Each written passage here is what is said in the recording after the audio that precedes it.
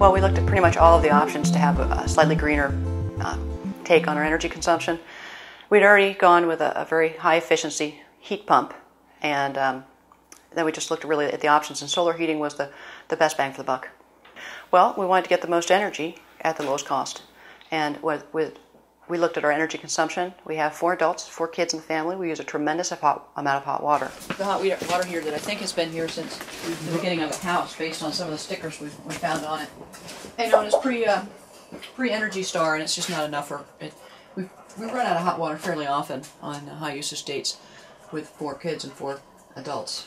The only other way to not run out of hot water is to boost the temperature, which of course boosts the cost. So it was time to get a new one.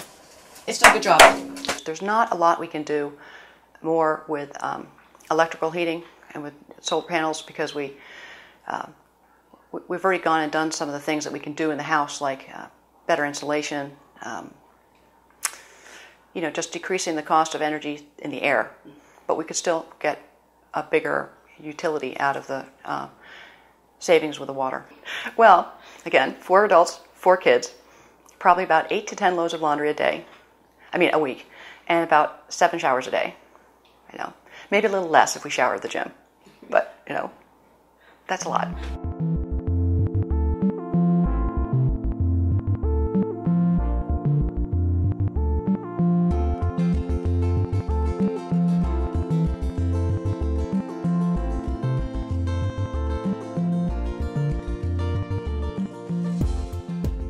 Oh no, it wasn't. And we kind of looked, like I said, we looked at solar panels other than solar heating. This was a little more cost effective. And we looked at a pellet stove, and that would be fine, except the house is so large that and the air circulation didn't work so well for really optimizing that.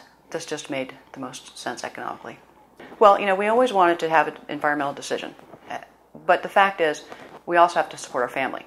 An extra $100 or so in heating is $100 less in our kids' college funds. So yeah, it had to be economically driven. It just, when we were looking at how to do it, the first choices we went to were greener solutions, kind of near the top. We compost, we recycle absolutely everything. We take the kids on, no trace camping trips. I drive a hybrid. My husband drives a biodiesel. So I guess I would think we're pretty near the top. I just can't see that there's a lot more that we can do without basically, we could downsize the house, admittedly. We probably don't need a large house, but nobody else does either. So we just try to live best within this large house as we can. That part of that depends on how well you use the system.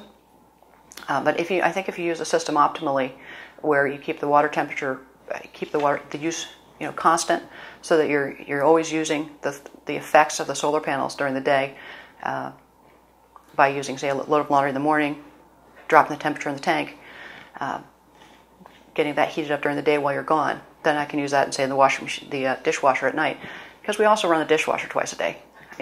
That's a chunk. That's a lot of money there too. We just think we can.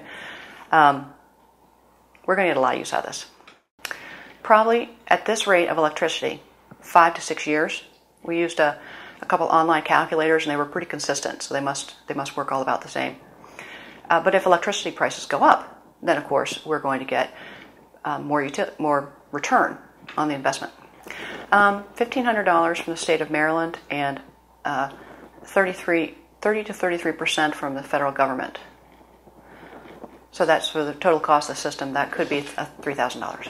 That's about 50%. $1,500 for the state, $3,000 for the federal, right? Which is 1/3 of the total of 9. So that's $4,500. That's half of $9,000.